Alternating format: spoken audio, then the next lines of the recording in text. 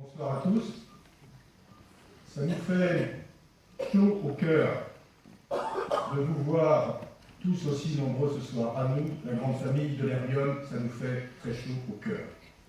Merci aux initiateurs et aux partenaires de cette soirée de nous permettre de partager par l'image, ensemble, les moments d'émotion, de fête, de bonheur qu'a suscité le voyage de l'Hermione en Amérique.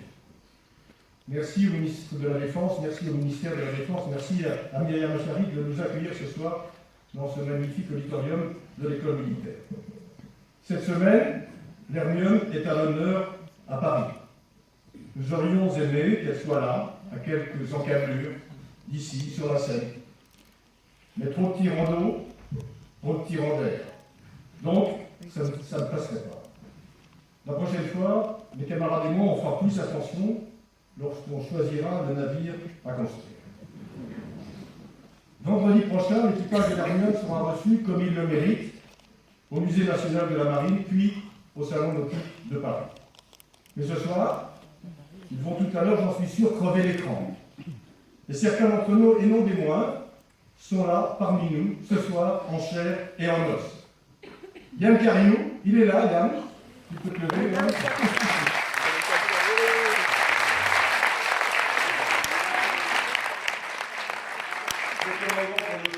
Alors, je crois qu'elle est là. On m'a dit qu'elle était quelque part, mais je ne sais pas si elle est là. Bon. La voilière, et puis quelques gabiers de l'Hermione. Ce soir, c'est toute la grande famille de l'Hermione qui est réunie autour d'eux, ces acteurs d'hier et d'aujourd'hui, sur terre comme sur mer, ses partenaires et ses soutiens, au premier rang desquels la région Poitou-Charentes, le département de Charente-Maritime. Je salue la présence de Dominique Brusseau ce soir et la ville de Rochefort. Merci à Jean-Luc Milan et à Pascal Vasselin, le producteur et le réalisateur, d'avoir tenu à garder une trace d'une aventure singulière.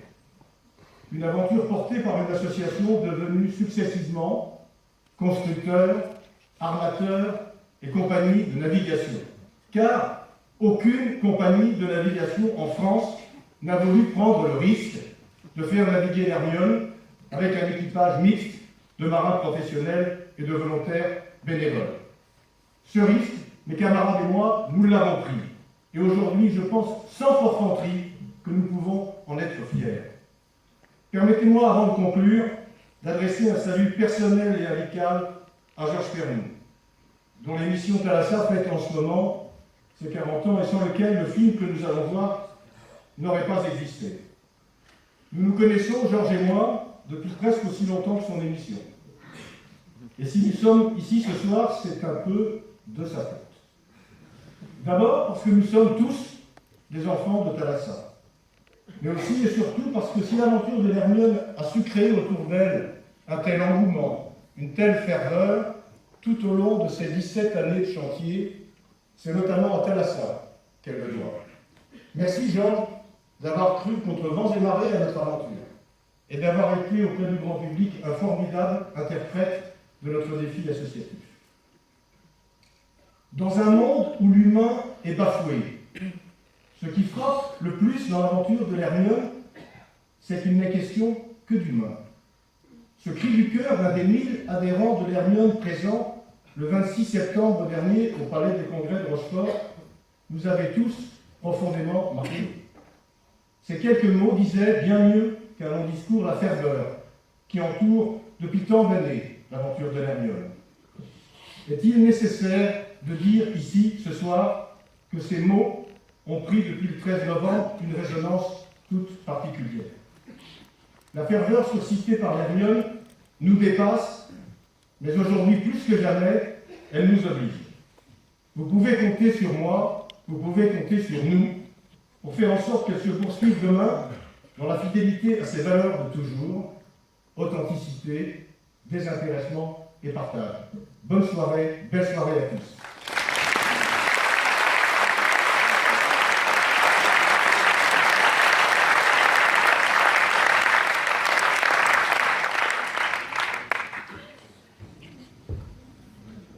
Bonsoir, je m'appelle Dominique Bussereau, je suis le président du département de Charente-Maritime et je suis très heureux au nom de tous les élus qui ont participé à cette aventure à côté de Bénédicte et de sa bande de cinglés, c'est moins ce que l'on croyait. parliez au départ, je suis très heureux de vous dire à quel point les collectivités qui ont participé à cette aventure sont très heureux de vous voir aussi nombreux ce soir. Nous sommes au ministère de la Défense, ça a été rappelé par vous, Madame le directeur, face à un immeuble mythique, l'immeuble de la place Montenoy, qui était le cœur de la politique maritime de la France au cours des siècles, que l'État a vendu, parce qu'il a besoin aujourd'hui un peu d'argent, mais qui reste un des lieux classés, d'ailleurs, monument historique, qui a incarné la politique de la mer dans notre pays.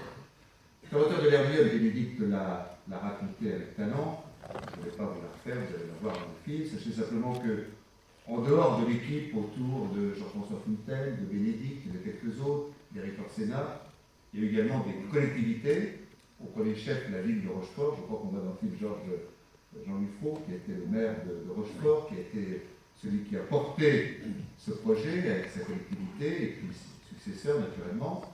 Le département de la Charente-Maritime, comme son nom l'indique, à 440 km de côte, donc bien tout ce qui concerne la mer, et puis la région Poitou-Charentes à laquelle nous appartenons encore jusqu'au 1er janvier, le passage maritime va s'étendre au Limousin, partiellement maritime, et à l'Aquitaine, globalement maritime.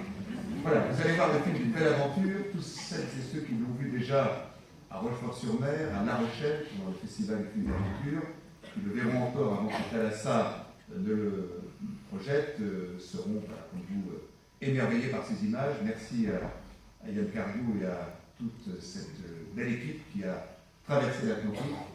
Et puis, merci Bénédicte d'avoir rappelé que Thalassa avait 40 ans, je n'en sais beaucoup plus.